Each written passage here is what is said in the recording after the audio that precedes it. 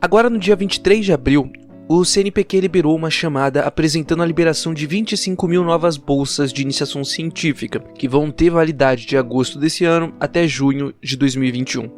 Como sabemos, esse governo atual adora ciência e se preocupa muito com seu desenvolvimento, e isso guiou algumas novidades em relação às chamadas dos anos anteriores. Que novidades são essas? Basicamente, adicionaram prioridades na concessão de bolsas que excluíram todas as pesquisas em ciências humanas e ciência de base de todas as áreas. Tá, mas qual que é o problema disso? Bora trocar uma ideia. Se você acompanha os pronunciamentos do Bolsonaro e as notícias envolvendo os ministérios da Educação e da Ciência, Tecnologia, Inovações e Comunicações, essa atitude do governo pode não ter te surpreendido, já que eles têm defendido isso abertamente já tem algum tempo. Bolsonaro já tá dando essa ideia desde o começo do seu mandato. Em 26 de abril de 2019, ele fez esse tweet. O ministro da Educação, Abraham Weintraub, estuda descentralizar investimentos em faculdades de filosofia e sociologia, entre parênteses, humanas. Alunos já matriculados não serão afetados. O objetivo é focar em áreas que gerem retorno imediato ao contribuinte, como veterinária, engenharia e medicina. Nesse meio tempo ele começou a colocar em prática. Agora em 2020, no dia 19 de março, o Ministério da Ciência e Tecnologia e do Travesseiro da NASA publicou a Portaria 1122, definindo as áreas que vão ser as prioridades do Ministério até o ano de 2023. Ali disponibilizaram uma lista com 5 itens: tecnologia estratégicas, tecnologias habilitadoras, tecnologias de produção, tecnologias para desenvolvimento sustentável e tecnologias para a qualidade de vida. Além de também considerar como prioritárias aqueles projetos de pesquisa básica, humanidades e ciências sociais que contribuam para o desenvolvimento dessas áreas tecnológicas. O que fizeram agora no dia 23 foi colocar essas regras como critérios para as bolsas do Programa Institucional de Iniciação Científica,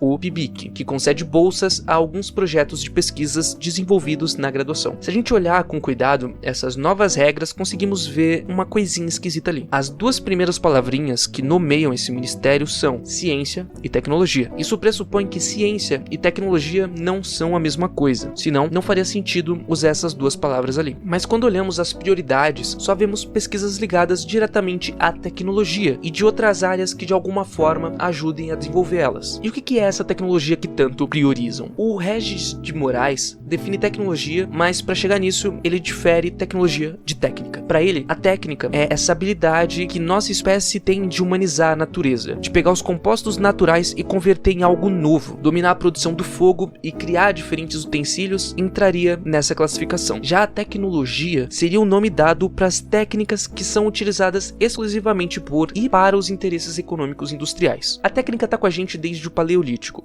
Já a tecnologia seria mais recente e com ligação direta ao lucro industrial. É óbvio que essa é só uma definição possível e que existem várias outras definições diferentes, mas vamos usar por enquanto essa aqui. Já a definição de ciência é ainda mais complicada. Meu primeiro vídeo aqui no canal foi justamente uma tentativa de fazer uma definição. Se você quiser, assim que acabar esse aqui, você pode ir lá e se aprofundar um pouco mais. A qualidade do áudio tá horrível, mas ainda acho o roteiro relativamente bom. Mas agora vamos tentar fazer um resumo do resumo aqui. Podemos falar que a ciência é uma ferramenta humana para se produzir novos conhecimentos que se utilizam de diferentes métodos para examinar a realidade. Esses métodos e a forma como se entende a realidade é feita com base nos conhecimentos científicos que foram produzidos anteriormente por outras pessoas que já estudaram ou aquele mesmo ramo ou aquele mesmo objeto de estudo. Então, basicamente, a ciência é uma ferramenta de estudos sobre a realidade e a tecnologia é a aplicação desses conceitos na tentativa de alterar a realidade com o desenvolvimento de produtos específicos. Ainda dentro da ciência, nós podemos separar ela em uma parte que gera um retorno imediato, como o Biruliro falou no tweet dele, que seria o que chamamos de ciência aplicada, e aquela que não gera um retorno a curto prazo, que seria o que a gente chama de ciência básica. O Schwartzman nos conta que existe uma grande dificuldade de se definir de forma epistemológica o que é pesquisa básica e o que é pesquisa aplicada. Mas isso não impediu os estudos sobre como esses dois tipos de ciência se relacionam. Alguns estudos descrevem uma sequência linear que começa com as pesquisas na área básica, que teriam seus resultados utilizados, assim como o nome sugere, como base, para as pesquisas aplicadas e, a partir dessas últimas, que seriam desenvolvidas a produção tecnológica. Outros estudos defendem uma forma não linear da pesquisa, na qual a pesquisa básica, a aplicada e o desenvolvimento de tecnologia vão acontecendo de forma simultânea e imprevisível, com esses três ramos se influenciando nas suas construções. Por agora não importa se uma dessas duas explicações descreve melhor a realidade sobre como esses dois tipos de ciência se relacionam. O que importa é que nos dois casos a ciência básica tem estreitas ligações com as pesquisas aplicadas e o desenvolvimento de tecnologia. Não faz sentido pensar em desenvolver uma das três ignorando as outras duas. Da mesma forma, é impossível saber quais ramos da pesquisa básica atuais vão ser importantes para o desenvolvimento de pesquisa aplicada e de tecnologia no futuro. Para tentar deixar mais fácil de entender, vamos usar um exemplo da biologia. A Rosalind Franklin, o James Watson, o Francis Crick e várias outras pessoas passaram muito tempo da vida delas pesquisando sobre qual que seria a forma da molécula de DNA. Hoje esse conhecimento é a base da biotecnologia, tema esse que é listado pelo governo como um dos subtópicos da área de tecnologias habilitadoras. Agora, tenta só imaginar como seria o mundo hoje se essa galera toda não recebesse salário para fazer suas pesquisas. Como seria o mundo sem transgênicos, sem sequenciamento do material genético de vírus e sem o teste de DNA do ratinho? Eu acho que poderíamos viver bem sem um programa televisivo que retrata os problemas da monogamia, mas acho que não estaríamos tão bem assim sem o sequenciamento do novo coronavírus e as atuais pesquisas tentando desenvolver vacinas e medicamento com base nas suas informações genéticas. Agora, especificando um pouco sobre os cortes nas pesquisas humanas, podemos seguir uma linha bem próxima do Átila nesse trecho da sua entrevista no Roda Viva. A gente está vendo um desprezo mundial por ciências sociais e humanidades, por exemplo, mas é quem teria toda a condição de apontar para a gente agora quais são as favelas que são mais vulneráveis, quais são as pessoas que estão mais Inclusive, um assessor na linha presidencial recomendou que pesquisadores de humanas virem confeiteiros. Eu gostaria de alguns desses confeiteiros para me dar esses dados, porque eu preciso deles para poder fazer uma estimativa do que está acontecendo aqui.